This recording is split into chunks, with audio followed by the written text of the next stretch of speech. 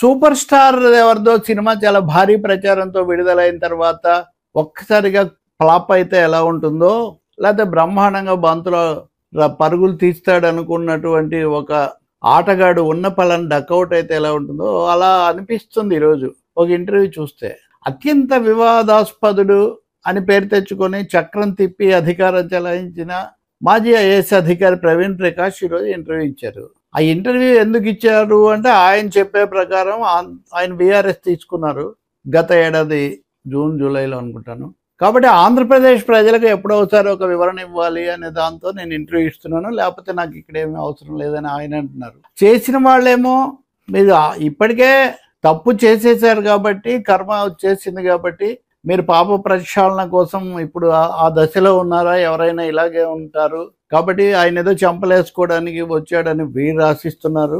ఈ క్రమంలో ఆ ఇంటర్వ్యూ చాలా ఆసక్తికరంగా వన్ అప్ మ్యాన్షిప్ అంటారే, ఆ మాజీ ఐఏఎస్ ఏమో చాలా జాగ్రత్తగా తప్పు పరిశీలన, ఇంట్రాస్పెక్షన్, పెద్దల దగ్గరికి వెళ్ళడం ఇలాంటి అన్ని మాటలు మాట్లాడుతున్నారు. కానీ నేను పొరపాటు చేశాను అనే మాట ఆయన ఏం చెప్పడం లేదు. కానీ ఆయన చాలా పెద్ద తప్పులు అవన్నీ కూడా చేసి వాటికి ఏదో పాప పరిహారము లేదా పశ్చాత్తాపం కోసం వచ్చారనుకొని ఈయన మొదలు పెట్టారు. సో ఇలా మొదలైన తర్వాత అది మొదట్లోనే ఇంకది ఒక ధర్మవరం సుబ్రహ్మణ్యం ఆ మధ్య ఒకటి ఆయన చేస్తున్న కాలంలో ఒకటి చెప్పాడు ఇంటర్వ్యూలో. ఒకసారి ఏమో అచ్చం అవతలాళ్ళు మాట్లాడితే యువతలాళ్ళు వినాల్సి వస్తుంది, ఇంకోసారి యువతలాళ్ళు మాట్లాడితే అవతలాళ్ళు వినాల్సి వస్తుంది అని అది చూపిస్తారు సరదాగా. ఇందులో కూడా ఓ 10 నిమిషాలు అంతే పూర్తిగా ఇంకా చెప్పనిచ్చి ఆ తర్వాత అతను తన వెర్షన్ తను ఎందుకు వచ్చాడో దాన్ని నెరవేర్చుకున్నారు. ఇందులో ఐఏఎస్ల పంచాయతీలు అప్పుడు చీఫ్ సెక్రటరీగా ఉండి అర్ధాంతరంగా బదిలీ అయిన తర్వాత బయటకు వచ్చేసిన ఎల్వి సుబ్రహ్మణ్యం గురించి ఈ విషయాలన్నీ అందులో వచ్చే జగన్మోహన్ రెడ్డి ఆయన ఏకపక్ష ధోరణి లాంటి అంశాలన్నీ. ఇక్కడ ప్రవీణ్ ప్రకాష్ ఏ విషయంలో పశ్చాత్తాపడుతున్నారు లేదా ఆయన ఏ విషయంలో అంటే ఆయన ఒకటే బీఆర్ఎస్ తీసుకోవడంలో కోపంతో తీసుకున్నాను, కోపంలో కానీ అమిత సంతోషంలో కానీ పరవశంలో కానీ నిర్ణయాలు తీసుకోకూడదు, ఇది నేను పెద్దల దగ్గర తెలుసుకున్నాను, అదొకటి తప్ప ఇంకా మిగిలినవి ఆయన ఏమీ ఇందులో అడ్మిట్ చేసింది ఏమీ లేదు. ఎల్వి సుబ్రహ్మణ్యాన్ని ప్రభుత్వ ప్రధాన కార్యదర్శి చీఫ్ సెక్రటరీగా ఉన్న ఎల్వి సుబ్రహ్మణ్యంను హోదారీత్యా అంతకంటే తక్కువలో ఉన్నటువంటి ప్రవీణ్ ప్రకాష్ ఉత్తర్విచ్చి మార్చడం, బదిలీ చేయటం ఇది ఎలా సంభవం, ఇది చాలా తప్పు, డిఏడి తరఫున చేయటం అన్నది అప్పుడు చాలా చర్చ నడిచింది. సరే తర్వాత ఇప్పటికే ఆయన అప్పుడప్పుడు మాట్లాడుతుంటారు వేరే విషయాలు, అప్పటి అనుభవాలు చెప్తూ ఉంటారు ఎల్విఎస్. దాని మీద ప్రవీణ్ ప్రకాష్ అలా గట్టిగా అందులో ఏమీ అనౌచిత్యం లేదు, నిజానికి పాఠశాలల మరమ్మతులకు సంబంధించిన భారీ పథకం అమలు కోసం అప్పుడు ఆ రాజశేఖర్ అనే ఒక అధికారికి బాధ్యతలు పెంచటం కోసం ముఖ్యమంత్రి మా అందరితో చర్చించిన తర్వాత ఒక నిర్ణయం తీసుకుంటే దానికి సంబంధించి ఉత్తర్వు ఇవ్వడానికి ఎల్వి గారు అంగీకరించకపోవడం వల్ల అక్కడ ఇది వచ్చింది. పోనీ ఆ తర్వాత ఆ విషయమైన ఆయన ముఖ్యమంత్రితో మాట్లాడారంటే ఆయన ఏం మాట్లాడలేదు. సో ఆ క్రమంలో ఇంకా విధంగా అప్పటి ముఖ్యమంత్రి ఒక తీవ్రమైనటువంటి ఆవేశానికి దీనికి గురయ్యారు ఆయన. ఇంకా నేను ఎందుకు అసలు రాజీనామా చేయటం అనే స్థితి వచ్చింది అది. సో అలాంటి సమయంలో ఇంకా మా సహజంగా క్యాబినెట్ సిస్టంలో పార్లమెంటరీ డెమోక్రసీలో ముఖ్యమంత్రి ప్రధానమంత్రి వేయడం మాటే అంతిమం కాబట్టి వాళ్ళ నిర్ణయం ప్రకారం మార్చడం అన్నది సరైంది. అక్కడ పంతానికి పోయింది ఎల్వి తప్ప జగన్ కాదు.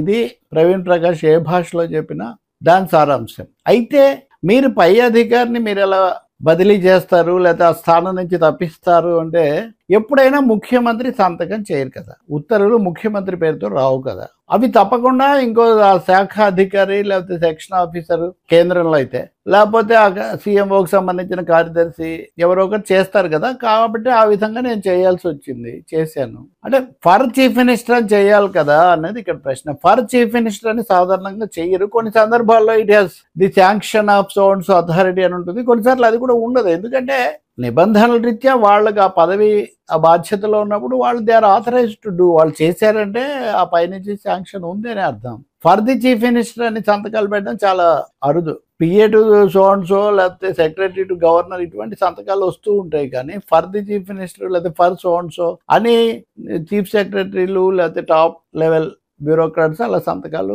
చెయ్యరు. కానీ ఆ విషయం కూడా ఈ చర్చలో అడగటం ఈయనేమో దాన్ని తోసిపుచ్చటం లేదా కాదని, ఆయన ఘర్షణకు వెళ్ళలేదు కానీ పూర్తిగా దాన్ని నిరాకరిస్తూ వచ్చారు. మీరు మళ్ళీ వెరిఫై చేయండి రూల్స్ అన్నారు. ఇంకో మాట కూడా చెప్పాడు ఆయన.